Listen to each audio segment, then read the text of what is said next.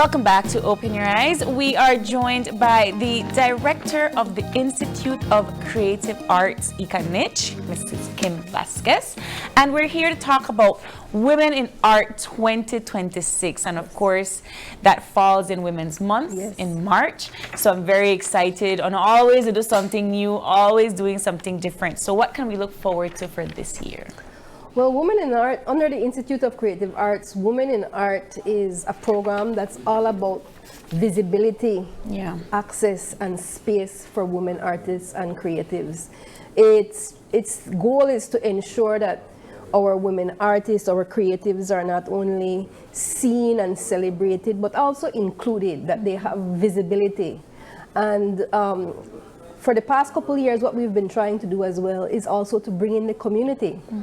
So we have the signature exhibit, of course, which is open all month long to both emerging artists and established artists. There is no age restriction on it. It is an open national call, and that's really important because that is one of the key features of Women in Art, as I said, is creating access and inclusivity. Yeah, I think that the term art has definitely gone to a broader scale within the past few years, because I think when we thought about like an exhibit or a gallery, we thought only about like canvas paintings. That's another feature of Women in Art, is that it is multidisciplinary. There's spoken word, there is poetry, there's short stories, there's performance, there are installations. This year we're looking at having hair braiding. We had a hair braider reach out to us. That is totally an art. And you know, it's also again building on that community and networking. So many of the participants would always tell us that it's really that peer support, that coming together every year, that gives them that sort of encouragement, that gives them that sense of having a network. And this is really important for women artists, women creatives. It's really important because if you look at the theme for this year, balance the scales. I love that theme. It's such a short theme this year, but it implies so much. It's a big impact, it implies that yes, women are participating, they're productive, they're powerful in the arts across all the disciplines, but there are challenges and it's not balanced. And this is what we're trying to really address, is to help giving them that platform so that they can use their voice, because many times they use their art to address these issues. And it's a lot. It is a lot to unpack. It's everything from time poverty and balancing care. Women, as you know, are caregivers, they're entrepreneurs, they're employed, they're employees. They have to balance all of that. And you know, they don't have sometimes that formal practice that sometimes the male counterparts would have. And I think social media as well has, yes, indeed, opened up more platforms, more access, but it's also created increased competitiveness. So there's a lot that we try to really pack into Women in Art. But again, I just go back to that idea of peer support, because that is really what has come out of it, and since we revived it after COVID, that is the real value of it, is that sense of community and belonging. You've been in the industry for a very long time. You've seen the progress of women in the orange economy, in the sector. How do you feel about that? And I want your honest opinion, right? Because it's not, people come to, you would know, people come to us for assistance, for sponsorship, for all of that. But do you see where that impact actually grows, not just women in art, but just the sector itself? Most definitely. You see, again, that movement towards informal practice, to I want to do something for myself. I want this to be a career. And of course, with that, the responsibility on us as ICA is to help and to give that support, and sometimes just to even create an enabling environment. Because when you want to create and you want to be in that state of producing art and doing what you love and what you're passionate about, when you have sometimes even things that we take for granted, Yeah. you know, access to space, as I said, access to time, access to a platform. Yeah. You know, I mean, everybody thinks, well, we have a lot of art galleries across the country. But again, I go back to the experience that is uniquely a woman creative, and I walk that path. I have Yes, walked of that course. path myself. And sometimes it's even confidence, you know, the ability to say, okay, I will put myself out there. And I will present my work as a collection, because sometimes the work of women, especially those that do handmade art, Yeah. is just seen as still functional. Or yes, you know, you do it for income, but does it really get the level of appreciation? Is That was it gonna get be the my level next of question. respect? All artists should be celebrated, whether it's photography or it's a jippy jappa basket, whether it's an earring or it's a piece of acrylic art on acrylic painting. Yeah. It should get the same level of support. It should command the same level of respect. And believe it or not, you know, one of the things that artists have that right to is to feel recognized and celebrated from their country. Do you think that Belizeans are there? I asked that question because I love the arts. I'm a huge fan of it, and Yes. I find that sometimes I'm in a space where you're looking at the artist, you're asking for a price, and I still overhear persons trying to talk down the price. Like, no man, I'll give you 500 for this when you know it's worth 1,000. So do we see that we're behaving a little bit more better towards our artists? Yes, we are. But again, we look at balance the scales, and again, what that means in the context of women in art. Again, I talk about confidence, and I talk about the ability to negotiate. You know, you'd be surprised that people would more enter into negotiation in a professional way than with a woman. You know, again, you know, sometimes women as well hesitate to negotiate. Yeah. And of course, all artists struggle with pricing, with monetizing their art. But again, if you look at creating a platform, a space where you can feel, okay, my art is elevated, it's supported. And that's one of the things we've really been trying to do as well, is to not just put it out there for exhibit. But last year we really saw where we had an increase in sales. Okay. And this is something that it was really strategic, whereby we said, okay, we will have the exhibit. We know that everybody shows up for the opening event, and you know, we are there, we celebrate. But beyond that, throughout the rest of the month, we want to maintain visibility. And those pieces that are for sale, we try to, again, keep the visibility and try to get sales for the women that participate in Women in Art. Yeah. Not too long ago, we had Marina Verte from Amor here on the show, and she's a Belpan resident. Yes. And I thought about how she had to fuel up her car to come here. She had to bring her kids because yes. right, she doesn't have access to care.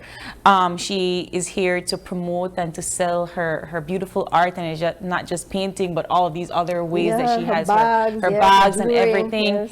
And then I think about the fact that, you know, she had to get her kids up early, she had to take them still to school, all of that stuff. And so when I'm thinking about buying her piece, I'm not thinking about just supporting her, but I'm really supporting everything else that she has to do for her art. Yes. And I don't know how many other women have genuine support like that. Yes, right? and that's why, like I said, one of the things they have said to us is that to be there, especially at different stages, you can be an emerging artist, you could be a student, you could be a university student, and you could be in the exhibit with women that are very established. Yeah. And again, what this does is not only build community, but it builds confidence and it builds support. You are there to learn from your peers, and you have that, like I said, that network, and that's really valuable. I think creatives really should lean into that more. Not only collaborative to create, but also to support each other, to really have that sense of community. And I think that one of the things that Women in Art also does is, now as I said, with Painting in Pairs, which is the second day event, is allow a space for how women use art for emotional therapy, for bonding, for healing. That's a really popular event that has really emerged over the last couple of years, where women paint in pairs. Yeah. With the support of artist Gayla, who facilitates that event. And again, you know, to create one work on a piece of canvas, yeah, it sounds fun, but you know, it starts off with that mindfulness, with that bonding experience, whether it's two sisters or two co-workers or a mother and a daughter or an aunt and a niece. And again, the ability to really sit down, celebrating Women's Month, and to create beautiful work together. I like that you're here in February, because we know that Women in Art is in March, and it's an entire month affair, but you want to be able to start to highlight and to bring out persons to apply for some of these activities. And that's really what we're here this morning to discuss. Again, the call is open. The deadline is the 2nd of March. Of course, we do a lot of work behind the scenes to really do justice to the exhibit, and so we have to have that close-off date. The call has been out a couple of weeks now, but again, I'm here to really reiterate that it is open to all women in art. Again, we don't have a age restriction. Some people will say, can children? We don't specify. The entry form is there, the registration form is there. Submit your work. It's open to poetry, just about every genre, of and art. there's every discipline of can participate, but also all themes and topics. Yes, the theme this year for Women's Month is balance the scales, but any subject, any topic that you address in your art is appropriate, and you know, go ahead and submit.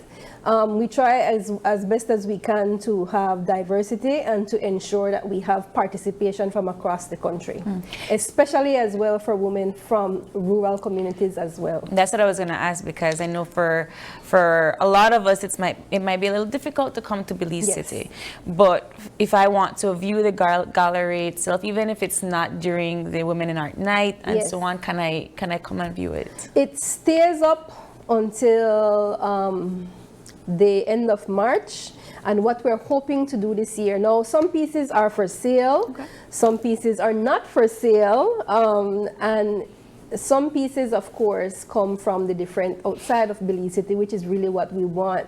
And our hope this year, our goal is to have the exhibit tour, especially to the houses of culture. So especially again, that the women there from those communities can receive their accolades, get their exposure there in their community, but as well, so people from other so women from other parts of the country can have a space there in different districts to highlight their work. I love that. So for our viewers that are looking right now, the deadline to submit their art, where can they find the registration The registration form is available on our social media page right now.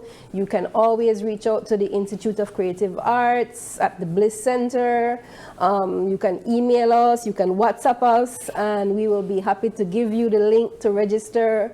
And it's till the 2nd of March, again, open to all the different mediums of art. Everything is there that you want to participate in. Don't hesitate. And also, we want to put out there that we have painting in pairs. Which is the following day. Which is the following day, and that's a limited amount of space. And it fills up really quick, so you would want to get your reservations in with Miss Gillian at the Bliss. How do we purchase tickets? To purchase tickets or to make a reservation for Women in Art, you can reach out to the Bliss Center, to the box office. You can call us at 227-2110 and book a space for yourself, your sister, your friend, your mom, your granny, any other woman, any female that you want to paint on a piece of canvas together and create some amazing artwork. Now is the time to get on board, because as I said, it's a limited amount of space and it fills up really quick. Does the launch have a fee? The launch has no fee. Oh, so anybody could come. Anybody could come, and again, that's an evening of entertainment. Yes. It has its creative mixer afterwards. There's going to be some theater performance, some musical performances.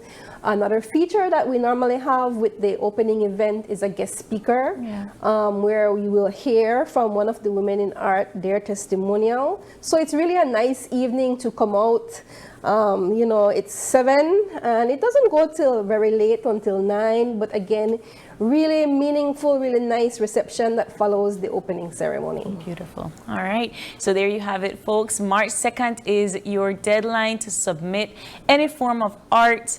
The Women in Art 2026 gallery launches on the 13th of March. So you have from now until the 2nd to submit your work. And of course, all women of all ages, children are included. Submit your work. And of course, I'm excited to see what's going to be in the gallery this year. So Kim, thank you so much for joining us this morning, and best of luck. I'm sure you'll be back to kind of talk about the launch a little bit Most more. definitely. But for now, we're just looking forward to those submissions. Thank you so much. We're going to take a quick break, and we'll be back to wrap things up. Don't go away.